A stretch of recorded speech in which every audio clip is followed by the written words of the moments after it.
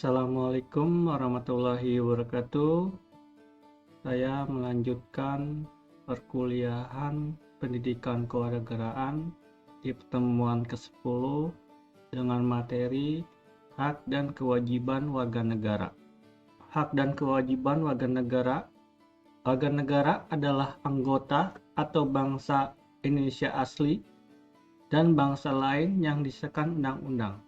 Menurut Kamus Besar Bahasa Indonesia, penduduk sebuah negara atau bangsa berdasarkan keturunan, tempat kelahiran, dan sebagainya.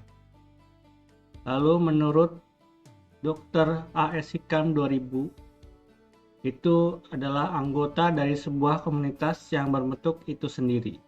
Menurut Undang-Undang 1945 pada pasal 28E ayat 1, warga negara orang-orang bangsa Indonesia dan bangsa lain yang disahkan penduduk orang asing yang tinggal dalam negara bersifat sementara dengan visa yang diberikan oleh kantor migrasi. Hak warga negara ada 3. Yang pertama, hak atas pekerja dan penghidupan yang layak tiap warga negaranya. Kedua, hak untuk hidup dan mempertahankan kehidupannya. Setiap orang berhak untuk hidup serta berhak mempertahankan kehidupan dan kehidupannya. Pada pasal 28A, hak untuk membentuk keluarga dan melanjutkan keturunan melalui perkawinan yang sah, tertuang pada pasal 28B ayat 1. Asas kewarganegaraan ada 5. Yang pertama, masalah status kewarganegaraan. Yang kedua, syarat tata cara memperoleh kewarganegaraan. Yang ketiga, hak dan kewajiban warga negara. Keempat, hak dan kewajiban negara. Dan yang terakhir, karakteristik warga negara yang bertanggung jawab. Yang pertama kita bahas itu asas kewarganegaraan dalam Undang-Undang Nomor 12/2006 dikenal 2 pedoman asas. Yang pertama itu asas kewarganegaraan umum. Asas kewarganegaraan umum ini dibagi menjadi 4. Yang pertama, asas kelahiran atau disebut ius soli, yaitu penentu status kewarganegaraan berdasarkan tempat atau daerah kelahiran seseorang. Yang kedua, asas keturunan atau disebut ius sanguinis, ialah pedoman kewarganegaraan berdasarkan pertalian darah atau keturunan. Yang ketiga, asas kewarganegaraan tunggal, yaitu asas menentukan satu warga negara bagi setiap orang. Yang keempat, asas kewarganegaraan ganda terbatas, yaitu menentukan kewarganegaraan ganda atau lebih dari satu warga negara bagi anak-anak sesuai dengan ketentuan yang diatur dalam undang-undang. Contohnya, anak yang mencapai 18 tahun, maka harus menentukan salah satu kewarganegaraannya. Yang kedua itu asas kewarganegaraan khusus, itu dibagi menjadi 9. Yang pertama itu asas kepentingan nasional, yaitu asas yang menentukan bahwa peraturan kewarganegaraan mengutamakan kepentingan nasional Indonesia yang bertekad mempertahankan kedaulatannya sebagai negara kesatuan yang memiliki cita-cita dan tujuannya sendiri. Yang kedua, asas perlindungan maksimum, yaitu asas yang menentukan bahwa pemerintah wajib memberikan perlindungan penuh pada setiap warga negara Indonesia dalam keadaan apapun, baik di dalam maupun di luar negeri. Yang ketiga, asas persamaan di dalam hukum dan pemerintah, yaitu asas menentukan bahwa setiap warga negara Indonesia mendapatkan perlakuan yang sama di dalam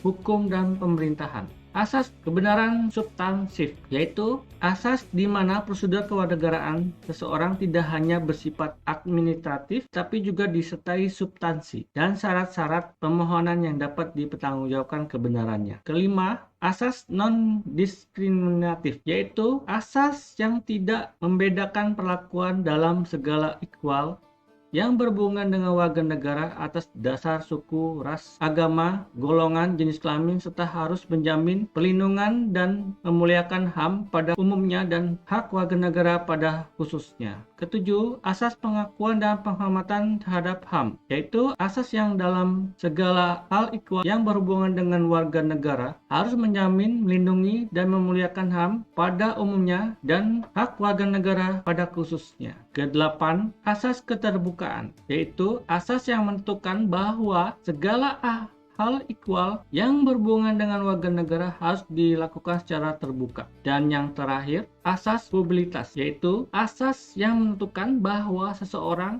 memperoleh dan atau kehilangan kewarganegaraan RI akan diumumkan dalam berita negara RI agar masyarakat mengetahuinya. Selanjutnya itu status kewarganegaraan, yaitu seseorang akan muncul apabila asas kewarganegaraan tersebut di atas diterapkan secara tegas dalam sebuah negara sehingga mengakibatkan terjadinya beberapa kemungkinan. Berikut ini yang pertama, apartheid, yaitu seseorang yang tidak memiliki status kewarganegaraan. Hal ini disebabkan karena orang tersebut lahir yang menganut asas keturunan. Yang kedua, bipartite, yaitu seorang yang memiliki dua kewarganegaraan. Hal ini dimungkinkan apabila orang tersebut berasal dari orang tua yang bernegaranya menganut keturunan sedangkan ia lahir di negara yang menganut kelahiran. Dan yang ketiga, multiparite, yaitu seseorang yang memiliki lebih dari dua status kewarganegaraan, yaitu seorang penduduk yang tinggal di perbatasan antara dua negara. Untuk memecah masalah kewarganegaraan di atas melalui Undang-Undang Nomor 62 Tahun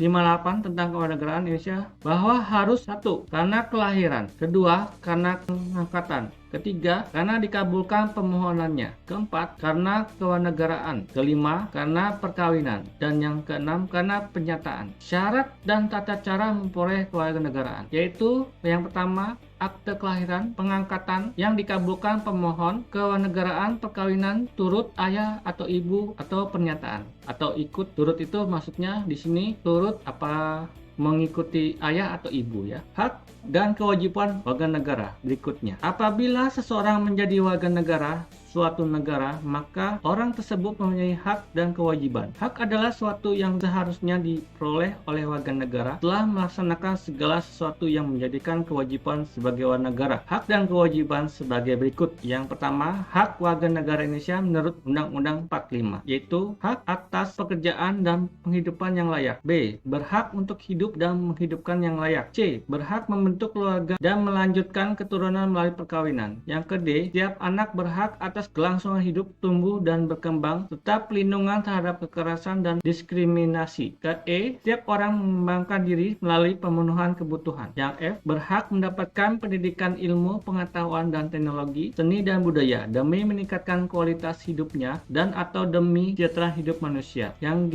Setiap orang berhak memajukan dirinya dalam memperjuangkan haknya secara kolektif untuk membangun masyarakat, bangsa, dan negaranya. Yang H. Setiap orang berhak atas pengakuan, jaminan, pelindungan, dan kepastian hukum yang adil serta perlakuan yang sama di depan hukum. Yang I. Setiap orang berhak untuk bekerja serta mendapatkan imbalan dan perlakuan yang adil dan layak dalam hubungan kerja. Dan yang terakhir, itu setiap warga negara berhak memperoleh kesempatan yang sama dalam pemerintahan. Kewajiban warga negara. Berikutnya, karakteristik warga negara yang bertanggung jawab, yaitu hak atau pemerintah. Kewajiban negara atau pemerintah sebagai yang tersebut Undang-Undang Dasar 1945 poin A, B, C, D, dan kewajiban negara. Karakteristik warga negara yang bertanggung jawab berikutnya, yaitu memiliki rasa hormat dan tanggung jawab, bersifat kritis, melakukan diskusi dan dialog, bersikap terbuka, rasional, adil, dan jujur. Oke, sampai sini materi saya sampaikan. Pertama itu kita pemahaman materi. Yang pertama, menjelaskan pengertian hak dan kewajiban warga negara. Yang kedua, menyebutkan asas-asas kewarganegaraan. Yang ketiga, mengidentifikasikan unsur-unsur kewarganegaraan. Keempat, menguraikan mengenai masalah status kewarganegaraan. Kelima, menjelaskan tata cara dan bukti memperoleh kewarganegaraan. Keenam, mengetahui hak dan kewajiban warga negara. Ketujuh, mengetahui hak dan kewajiban negara atau pemerintah. Dan yang kedelapan itu yang terakhir, membangun karakteristik warga negara yang bertanggung jawab dalam kehidupan sehari-hari. Studi kasus, teman-teman, nanti di dalam pembahasan kasus tersebut, gunakanlah pendekatan asas dan tata cara penentu kewarganegaraan serta hak kewajiban warga negara dan pemerintah. Bahaslah pembakukan terbaik untuk kasus semacam ini, serta antisipasi pemerintah terhadap akses kepemilikan kewarganegaraan ganda. Oke, itu saja, nanti dibaca,